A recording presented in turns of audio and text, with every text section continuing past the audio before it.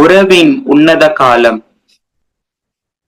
முறிந்து போன உறவுகளை மீண்டும் தளிர்க்கச் செய்து அவற்றை வலுப்படுத்தும் காலம் தவக்காலம். உறவின் உயிர்ப்பின் தளிர் நம்மிலே புதிய சகாப்தத்தை ஏற்படுத்த இத்தவ காலத்தை பயன்படுத்துவோம்.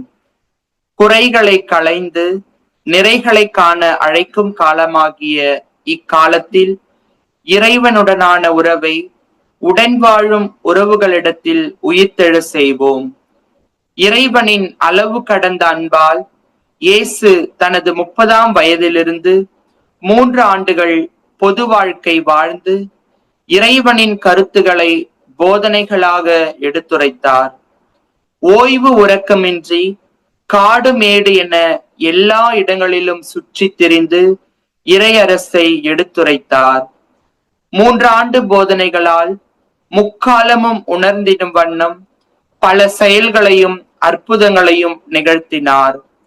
இயேசுவின் போதனைகளும் பாடுகளும் அவரது இறை உறவை நமக்கு உணர்த்துகின்றன.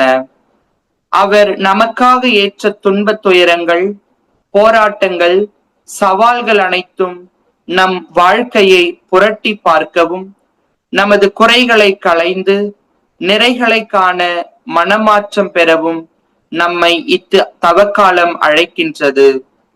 தவக்காலம் மனமாற்றத்தின் காலம், உறவின் உன்னத காலம் என்பதை உணர்ந்திடுவோம். மன்னிப்பை நம் இதயத்தில் நிறுத்துவோம். நல்ல பண்பாட்டினை நம் கரத்தில் ஏந்துவோம். இத்தகைய உணர்வோடு நாம் சமூகத்தில் வீறு நடை பயிலும் போது இறை ஆசீரும் இறை அன்னையின் வழிநடத்தலும் நமக்கு துணையாக இருந்திடும் என்ற ஆழமான நம்பிக்கை கொள்வோம்.